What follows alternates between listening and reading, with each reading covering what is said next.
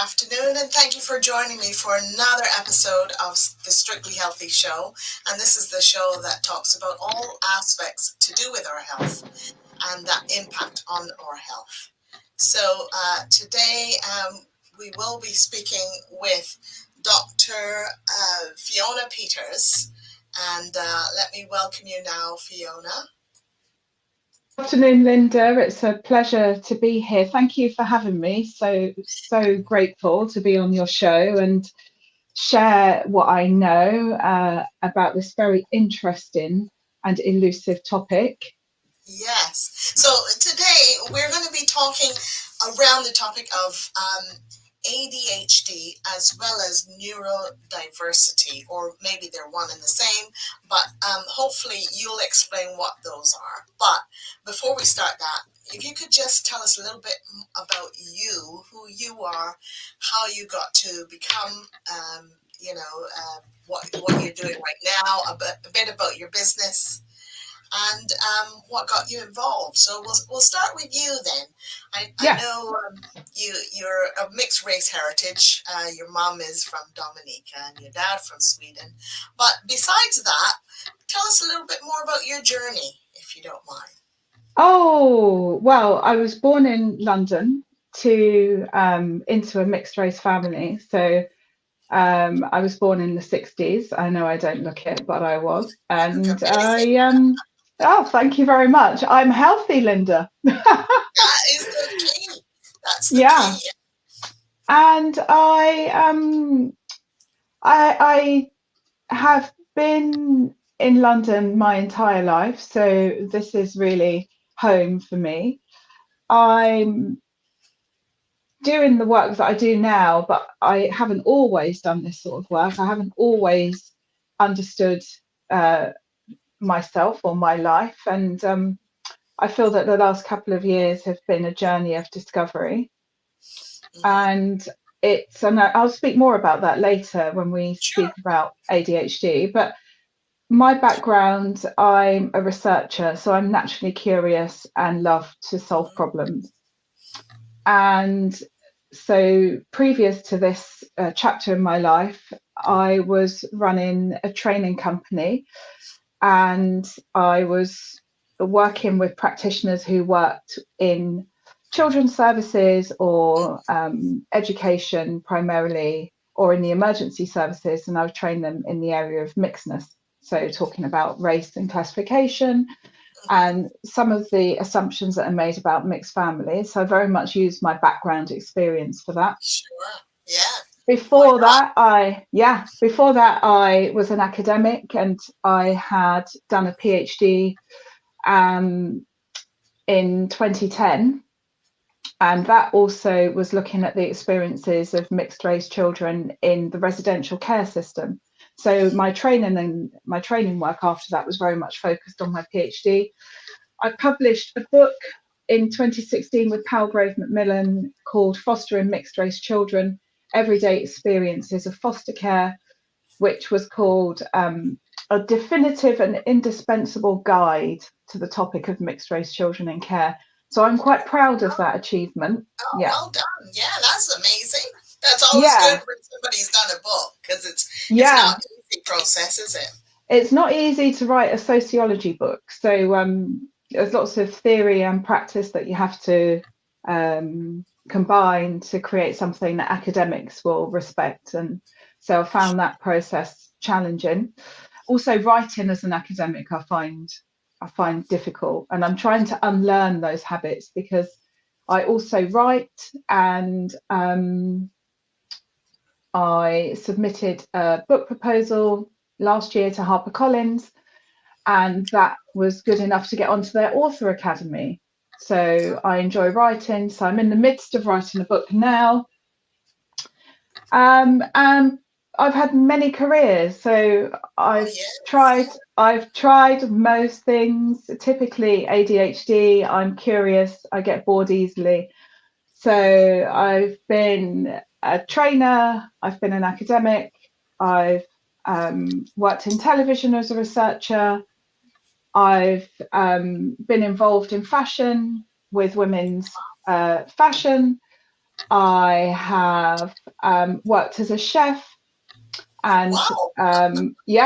I have worked with children in after school settings.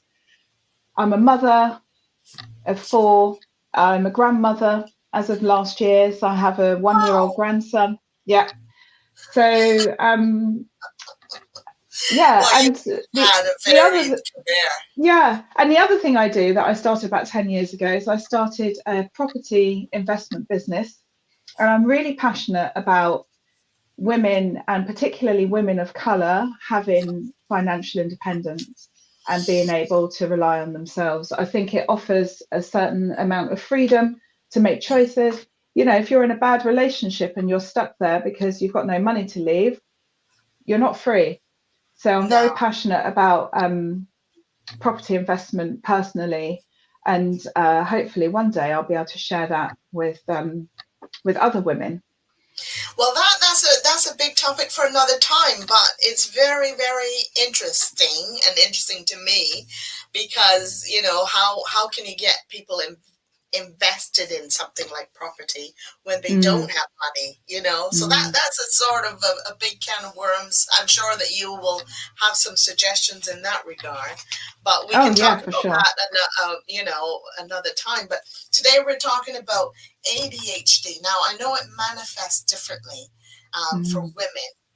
mm. Women compared to men or children, and ADHD, and also how the impact of it on menopause and such. Mm, So mm. perhaps you could just give me some idea. First of all, can you define what neurodiversity is for those who don't? So, yeah, neurodiversity is used as a sort of umbrella term to describe a range of physiological, neurobiological uh, conditions. And under that umbrella, we have autism spectrum disorder, otherwise known as ASD. We have attention deficit hyperactivity disorder, which can also be attention deficit disorder, known as ADHD or ADD. We also have things like dyslexia, dyscalculia, Tourette syndrome. And so those umbrella terms Mm-hmm. are used to describe this sort of different brain wiring, different brain chemistry. And sadly, they're called disorders. And there's a reason for that. They're called a disorder so that they're recognized as a disability. And you don't Some agree with them being referred to as that? I do, for the purposes of medical diagnostic criteria, agree that they ought to be disorders, because actually some of the manifestations and consequences of living with those conditions feels like a disability at times, trying to navigate a world that is set up for people who may not experience neurodiversity or may not live with neurodiversity. It can be confusing and disorientating. And there is support out there for people who have neurodiverse conditions, which is important if you're in a workplace or if you work for yourself. You know, Access to Work will offer financial support for different types of adjustments or accommodations that you need in the workplace. So I think it's quite important that it's labelled a disorder if that's how it's recognised. However, I think once we can embrace a diagnosis of neurodiversity, we can start to live with it as a condition. Mm-hmm. And in order to do that, we need to accept that actually that's who we are, that um, we are still valid human beings, Of um, course. and we have something to offer. Mm. And then we can start to live with it as a condition and begin to adjust and make adjustments. Okay, so just if you could give me some kind of definition as well as to what how does it manifest in women differently from men? Let's start with that. with that, or I Mm. should say females as opposed to males. Yeah. Let's be non-binary. Well, they, so somebody who identifies as a woman. Mm-hmm. What is different about how ADHD, for example, manifests is that often it's misdiagnosed. So women I speak to say that they have been diagnosed with depressive disorders, with anxiety.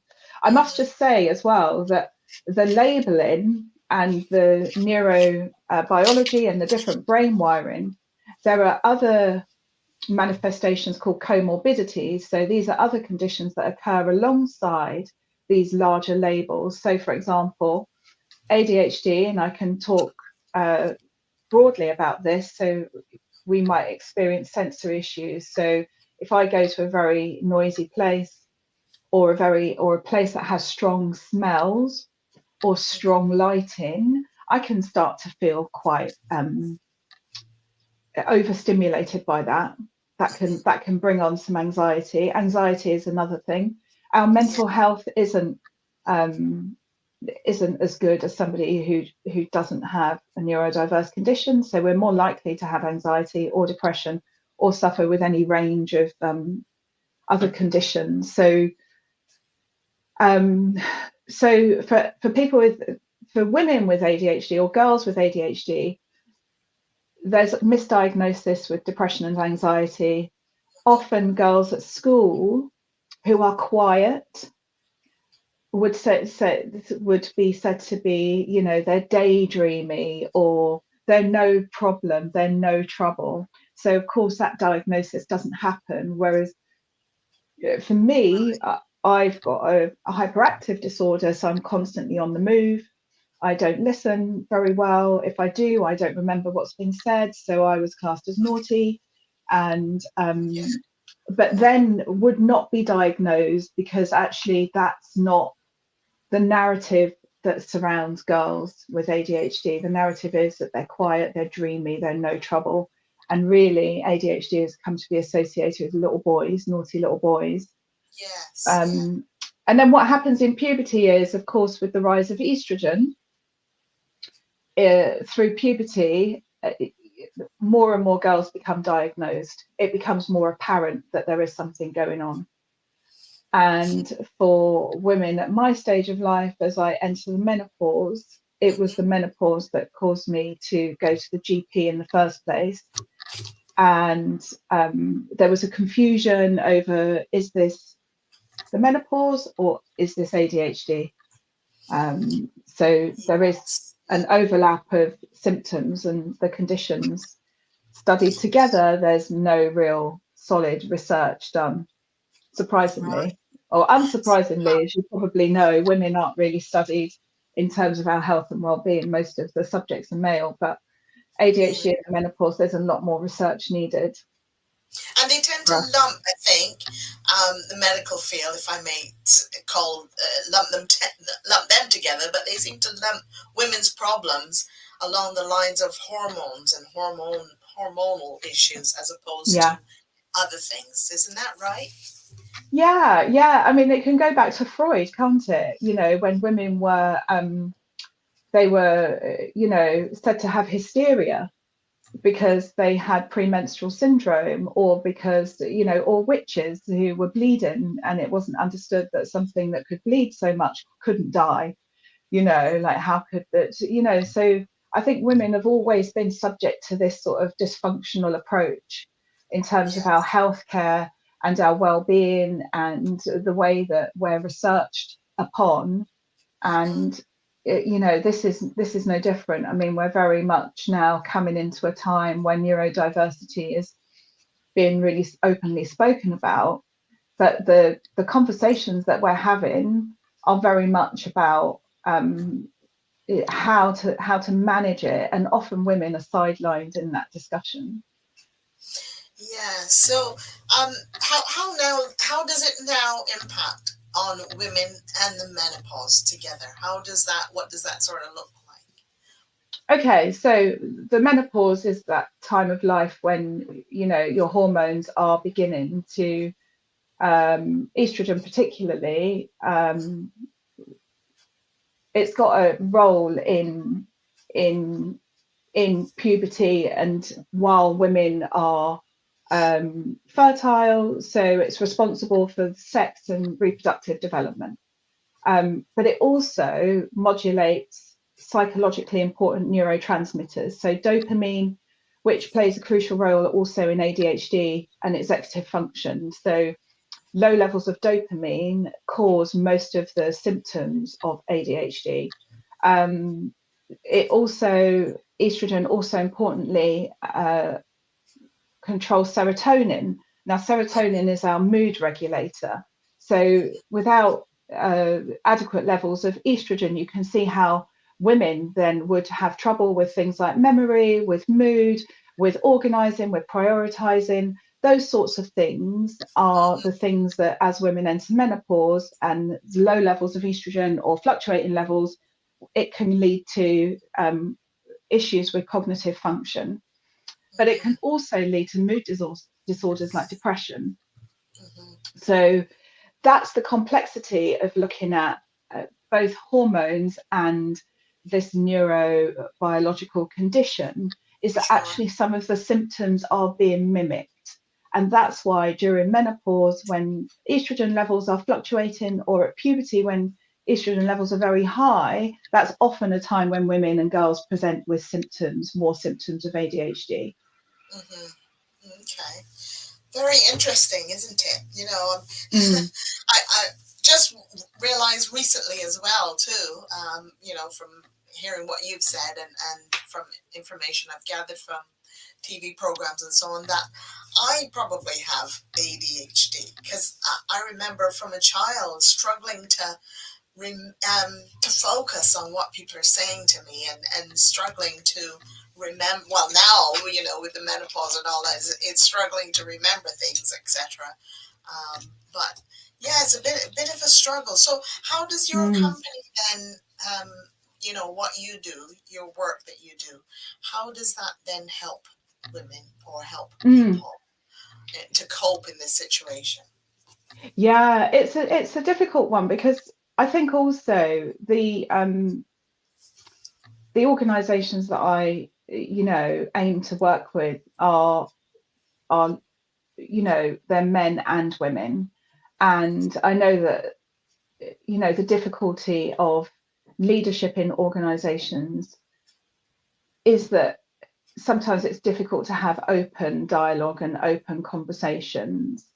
There is sometimes a little bit of defensiveness or a little bit of protection around certain types of characteristics. So, ADHD is a disability, and sometimes people don't want to speak openly about a disability. So my work primarily looks to train leaders in medium-sized organizations around, well, how do you create that sort of sense of psychological safety in your team and in your culture, so that people feel safe enough then to disclose or speak openly about or seek help for a neurodiverse condition. And so that's primarily based in my research background. I'm a sociologist, so I'm interested in how groups of people function and the sorts of cultures that they develop around that. And it very much ties into the work that I used to do around race in children's services, is that sometimes you need to create safety amongst staff in order to have discussions that are difficult and raise those things in a way that people do feel safe, they don't feel attacked or victimized. And so my work is primarily about making that difference in a company's culture, so that staff can say, well, I have a neurodiverse condition, and I find it difficult when all the lights are on in the office, or when somebody's got the radio on, or if you're all going for lunch and I'm not particularly social. So, these things develop empathy amongst staff and create greater understanding. And I think once we've got that empathy and understanding, this condition becomes like any other. It's a unique human difference. And I find that actually reaching that level of empathy and acceptance, it helps everybody in the company, not just the neurodiverse staff. It gives people permission to actually be themselves and not to mask, which everybody does for us to a certain extent at work. Sure. So that's my sort of organizational structure. And then I love coaching women who are going through changes, either hormonal changes or changes primarily to do with neurodiversity, particularly ADHD, because there are so many new ways to see your gifts and to see your strengths and to do a kind of critical analysis of yourself and really look at areas where you can develop, and then look to outsource those weaknesses that hold you back, that stop you from living the life that you want. And ADHD women are incredibly creative and passionate and dynamic. And Linda, it doesn't surprise me that you say you suspect you have ADHD, because the fact that you're running this podcast is probably a really good indicator of that.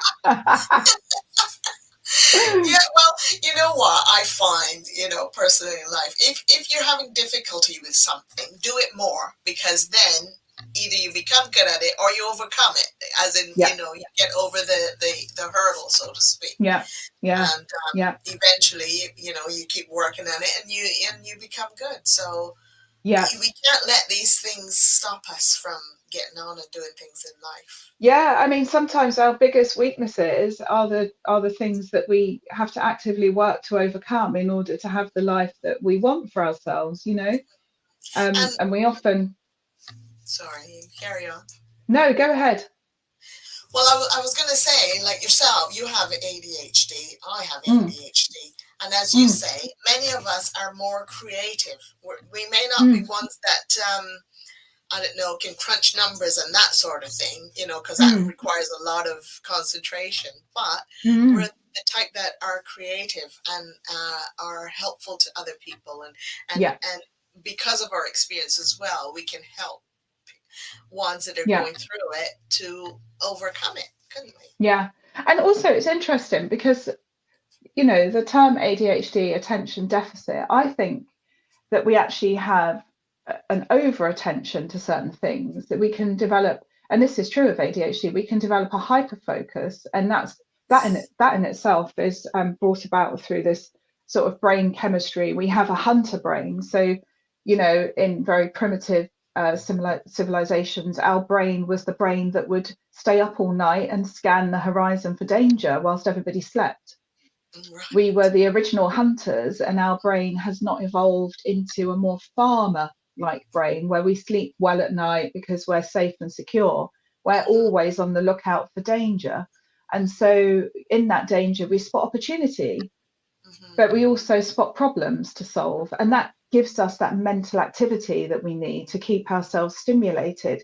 And the stimulation that we're seeking gives us the dopamine high. So when we're in periods of hyperfocus, running a podcast is a hyperfocus activity. Sure. You're doing the same thing repeatedly with different guests with a very narrow topic. And that is a hyperfocus. So that hyperfocus keeps you stimulated, gives you your dopamine fix that you need, and enables you at the same time to address any issues in your executive function. So this idea that we have a deficit of attention, yes, if we're bored, we will be completely detached and switched off. But if we're interested, we're completely different. Yes, that's exactly what I found. Once I'm interested in a topic, I can really focus in on it, and you know what I mean. And I remember the details, and I can really pinpoint things. But otherwise, if it's like you say, if you become bored or you're like, not quite your topic, you can go off piece, and I don't know. I tend to multitask a lot. That's I multitask, and then I've realized it may not be the best, and it's hard to sort of do it well, I think. Yeah, it's very difficult to multitask. I mean, I multitask my training business in neurodiversity with a property business, with a book that I'm writing, with football coaching, with a family and a dog. Yes. So, Are you doing it to get a dopamine type of hit, if you like? I think I'm doing it to keep every single area of my brain stimulated. Sorry. So what My, was that? Yeah, that's my phone, stimulation. yeah, no, I pressed the wrong thing on my watch, and it was doing some kind of emergency thing. Sorry about that. Oh my goodness. Okay. I hope it's not one of those where the police automatically come out. Well, we'll find out in about 5 minutes. Well, that sort of woken us up now, hasn't it? Oh, yeah. But so you were saying about why you do it, why you involved in all these different Yeah, aspects all at yeah, once. yeah, yeah, all at once, all at once. I mean, it's multitasking. Some days it drives me absolutely crazy because I've got so much to do that I do nothing. So, but the idea of focusing on one thing also, I'm worried that it's not going to be enough. I'm worried that, Yes. somehow I'll leave other things and then they won't get done. I'm, constantly and the other thing about ADHD, which I'll share with you, is anxiety. Sometimes we can get to a stage where ADHD functions in the back of the brain, in the amygdala. So it's the same place where trauma is stored in the brain. So ADHD can actually feel like being traumatized. And, you know, there's a fight or flight response or freeze response that sometimes I experience if I feel like I've got too much on and there's overwhelm. Creating that overwhelm can become a vicious cycle, which then keeps you addicted to anxiety. The anxiety then releases cortisol. The cortisol then allows you to develop adrenaline, and that core adrenaline can then create the stress needed to finish the task, hit the deadline, do what you said you were going to do. But at the same time, it puts you in a very vicious cycle. You can see how Yes. that cycle would become very addictive. So, somebody, for example, who doesn't know and understand their brain chemistry would be seeking that constant dopamine hit, but creating this negative spiral of multitasking, overwhelm, anxiety, cortisol, adrenaline, stress. That's the Yes. the the the sort of cycle that I definitely experience. So and this is a good reminder actually for me talking about it to you, because sometimes I'm not aware. I forget. My working memory is not great. I forget that that's what I'm doing in those moments where I'm trying to do too many things. Yes. Yeah. Yeah. So yeah, And it's a I think eventually it impacts on your health, though. If you've got these sort of, these cortisol and the stress levels going mm, high, constantly mm, running through your body all the time, mm, we end up affecting our health adversely. yeah, You know. And so yeah. for me, one of the things I learned to do is just eliminate as many of those different, because I had so many things running and going on all the time. I tried to eliminate as many of them as I possibly could, just to help my health as well. Mm.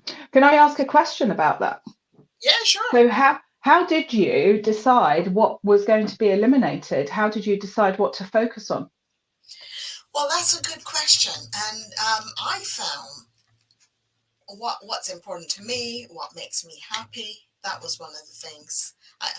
In my head, I probably should have written this down, but in my head, I made a list of things that I thought would be ideal.